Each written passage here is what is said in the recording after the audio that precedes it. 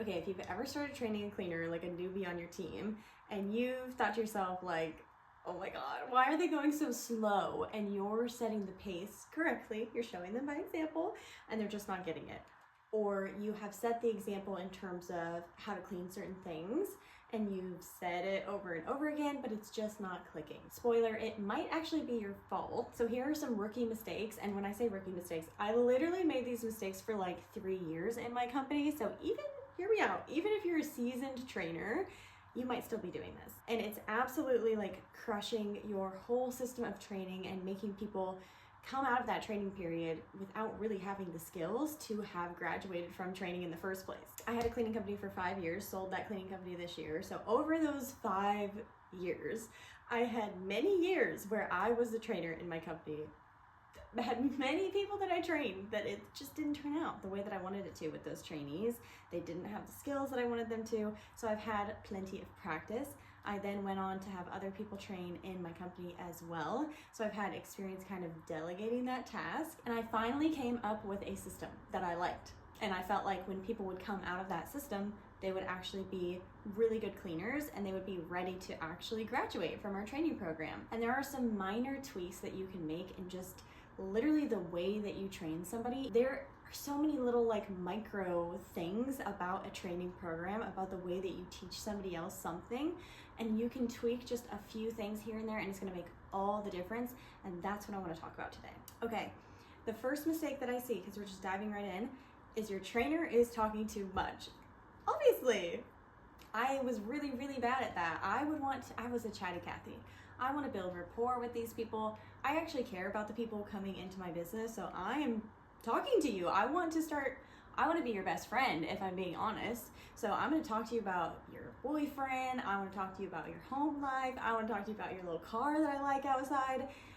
The conversation is just going to go in a million places. But one shift that I did have to make was really nailing down the way that I would speak about what I was training on. So yes, I'm building rapport with them. We're having our little like chats, obviously still professional. But when it comes to me telling you how to do a shower, I'm gonna nail that down to like 10 seconds. So you've heard me talk about the LEARN framework. Guarantee if you're on my Instagram, you've heard me talk about that. But essentially the LEARN framework is how we teach somebody something. Well, the first part of the LEARN framework, which always makes me laugh, L for learn. Like they have to learn, so you have to verbalize it. That's step one, is verbalizing, like actually talking through what you're about to do, right? Because otherwise nothing is being said and they can't learn anything. Whatever, it made the acronym work. So when you're verbalizing the first step in, let's say, cleaning a shower, rookie trainers, and I have to train trainers out of this all the time, rookie trainers are going to take the whole shower and try to spend like 5 minutes explaining how to do the whole shower. The thing that doesn't work about that is that your trainee is standing right next to you. And what's happening while you're chatting McCathy about how to clean the shower for 5 minutes? Well, obviously they're literally just sitting there. So productivity is a huge thing that we struggle with in this industry, especially with trainees, because we already have that like razor thin margin. So let's say you're at a house for 3 hours. Well, you don't want it to take 6 hours when you have a trainee. So you need to really nail down what it is you're gonna say when you're teaching somebody how to do something. And I start to have a little bit of like a spiel when I'm training somebody on something over and over again. So after like the 5th time of showing somebody how to clean the wall of a shower, you've got yourself a little spiel. But make sure that habit that you're getting into with the way that you're verbalizing how to do something is super short. So I'm talking like 10 seconds. Something that I like to do in that like verbalization part of the LEARN framework, and I do this in the example as well, but I'm doing product technique, product technique, product technique. That way my brain isn't like, I don't have like squirrel brain. I'm not going off on little tangents. I'm hitting product technique, and that's the way I'm going to talk about how to do the thing that I'm showing them, which in this example is like the shower wall. So I would say, okay, so we're gonna use 1-to-1 Dawn and our magic eraser. And this is the technique that we're gonna use. We're gonna top to bottom, left to right in quadrants on the wall. Easy. Like that took, what, 5 seconds? Instead of, again, taking like 5 minutes and they're literally just blank staring at you the whole time and they're like, should I be doing something? And yeah, not good. Don't recommend over explanations. Okay, which leads me into the next rookie mistake, which is doing too much in the example part of the learning framework. So going too deep in the example. So obviously L is that first step that we just talked about where you're verbalizing it. E is example, which means you give the example, right? So you're actually cleaning a quadrant of the wall. So when you're doing that example, a rookie trainer, and I see this happen all the time, a rookie trainer is gonna clean, like a big mistake would be cleaning all of the walls, right? Because they're like, I need to show them how to do this before I have them do it. It feels more fair that way and like you're thoroughly teaching somebody something. But really what you're doing is just making them unproductive. And again, it's just awkward for them. They're just standing there. So definitely don't show them how to do all of the walls. Show them how to do a tiny section of one wall. And that way they can see how you're going over the surface, but you by no means have to do it top to bottom. This is what I call chunking down. So we're not only chunking down what we're teaching them within the shower, so we're only teaching them how to do the walls right now, but we're chunking down our example as well. So we're chunking down how much we are showing them so that it's not taking us too long. Plus, I mean, even on top of that, they're not like, when they're just standing there, they're not comprehending or retaining most of the information that you're giving them. They have to actually start to do it. That's what my experience is with most of my trainees. Some of them get it when you're explaining it like verbally, but most of them start to get it more and it starts to click when they're actually moving their body and doing the movement and getting their hands dirty, because then it starts to become like muscle memory. Okay, next one is not teaching pace soon enough. Boy, did I struggle with this in my company. I had people that struggled with pace the entire time that they worked for me. And that was my fault. It was 100% my fault because I didn't even, if I'm being honest, have pace a part of my training program for the longest time. Like I wouldn't even bring it up. I would literally do the opposite. Instead of bringing up pace in terms of like something that they would need to learn, I would bring it up in a way that like, oh my gosh, don't even worry about how fast you're going right now. Like totally doesn't matter. I want you to worry about quality rather than how fast you're going. I would say that for like 3 weeks. And I would teach my trainers to say that. And I did that because I was so nervous that people would go too fast and have bad quality, because that's what I would usually see. And that was actually just a result of a bad training program. Like, if we aren't training them how to clean these things properly, yeah, of course they're going to go fast and not do it very well. But if we are training them how to do it properly and training them on the SOPs, then pace can be paired with that. So a big mistake is just not bringing it up or doing what I did, which is to say literally the opposite of what is helpful, which is to say, pacing doesn't matter, go as slow as you need to go. Instead, bringing it up on day one and having a name for it. So what I like to call it is a professional pace. So going at a professional pace and showing them what it means to go at a professional pace, number one.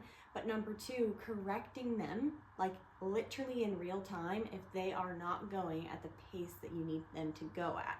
So what that looks like is if they're taking 10 minutes on a toilet, let's say, on day one, I'm gonna give them all the grace in the world. Like I bring it up, but they need to take whatever they need to learn this thing. Day two is when I start implementing my corrections on pace.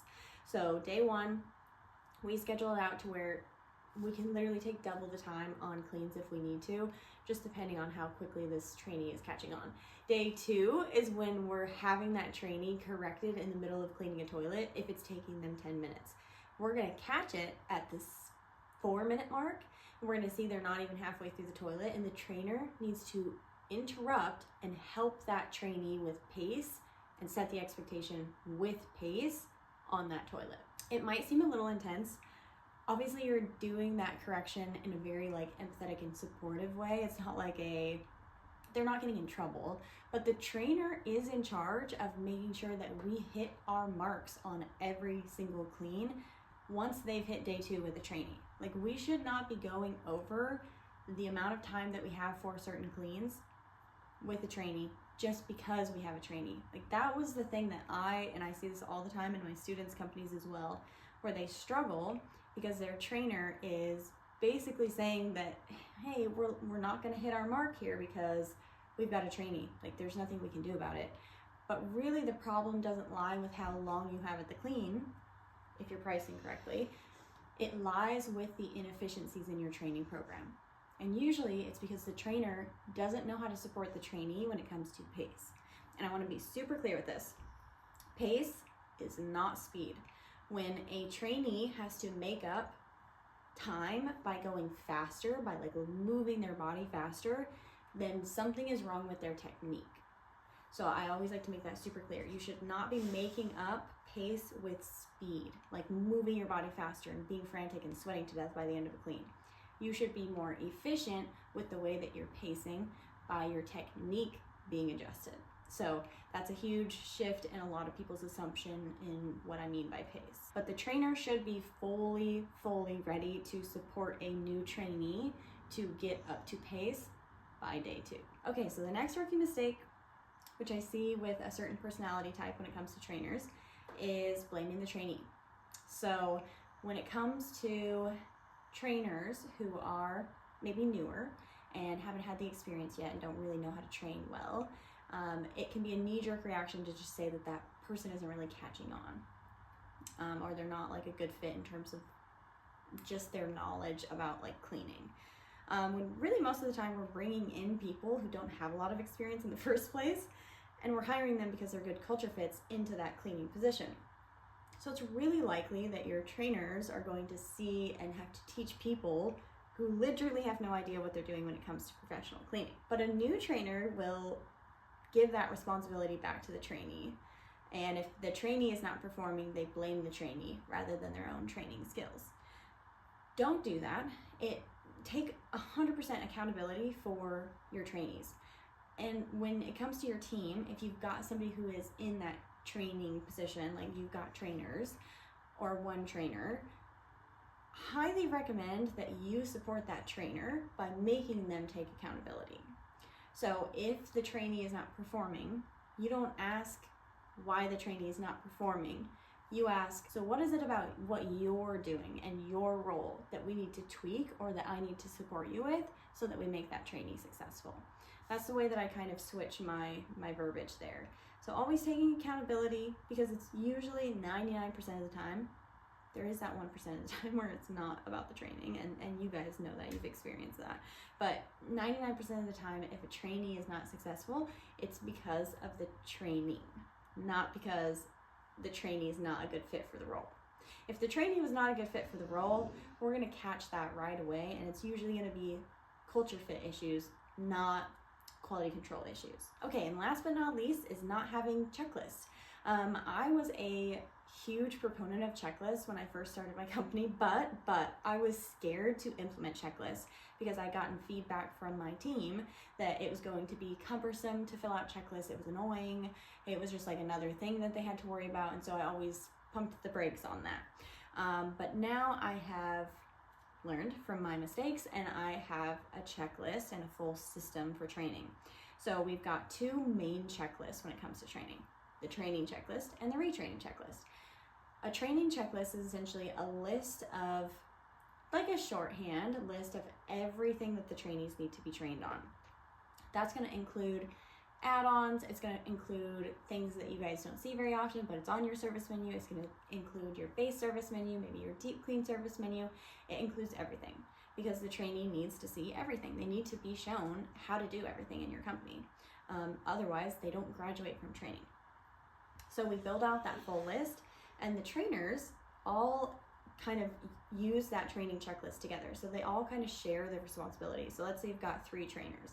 Well, usually people are part-time in the cleaning industry, and so they're going to bounce around to different trainers. So if you've got 3, they're all sharing the responsibility of updating that training checklist. So if, let's say, Becky is a new cleaner and she's in training, well, if Becky has done a toilet and she's been trained on it, they're going to check it off. Pretty simple. The way that I use the retraining checklist, which is equally, if not more important, is to check off things that they still need to be retrained on. So if Becky has been shown how to do a toilet, she's been taught how to do it, so she's been trained, but when Becky does a toilet, she leaves hair on the side still, and the trainer has to come in and correct those things and kind of talk to her about that still. It's going to also be checked off on the retraining checklist. That's important because at the end of the training period, if there's anything on that retraining checklist, Becky does not graduate. So that's a lot. Hopefully this is helpful. This is my wheelhouse. I could talk about training all day long because I mess this up so much in my business. It honestly makes me so sad that I set so many people up in my business to fail. And it sounds harsh saying that, but I really did. Looking back at my such a mediocre training program, that I am genuinely surprised that people ever succeeded for like the first couple years, because I had no idea what I was doing, had no system. And I made literally every single one of these rookie mistakes. So I hope that this is helpful and that you can avoid them. And if you are growing your company, you're growing your team, you're trying to level up some of your systems, including your software, Jobber is the sponsor of this video. As you guys know, if you've seen any other video, especially on Instagram, I talk about Jobber all the time because it's the system that I use to actually get my business ready to sell. That was one of the major reasons why it was so easy. It took me like a literal week to pass off my business to another existing company, because everything was already hosted in Jobber. I had all of my systems built out. I didn't really even run any of the systems at that point. My admin ran those systems, and my admin moved to the business that I sold it to. So she merged with the new business owner, and it was such like a seamless pass off because all of those systems were just easy to follow and easy to pass off in Jobber. And that is just another thing that makes it so much easier to train, is to just have a system where somebody shows up and they just follow that system. It was so important to me when I decided on those checklists that it would be seamless, that I could customize it for each and every client, and that my team would never be confused on how to get to them. And with Jobber, I was able to like connect it to the client portal. So like if I had a client portal for my house, the checklist would be for my house. It would literally say like living room, bedroom 1, bedroom 2, bathroom 1, kitchen. And it would like lay out exactly the way that the house laid out in the flow that we wanted it to be. So if we wanted them to do the basement first, the basement's gonna show up first on that checklist. It was chef's kiss. I love Jobber. If you're looking to, like I said, especially in the new year, level up that system that you got with your software, or just like the day-to-day flow, the way that your cleaners move throughout each home and what they click into. Do they have an app? Do they know what the client wants because you're logging into a client portal? Are they able to see that checklist? Is there some sort of system that they follow? Jobber was just like an integral part of that for me. If that sounds interesting to you, there's going to be a link in the bio, so you can follow that link and get a discount. You can also try it for free first. So thank you so much, Jobber, for sponsoring this video. Hopefully, again, that was so helpful, and I'll see you in the next one.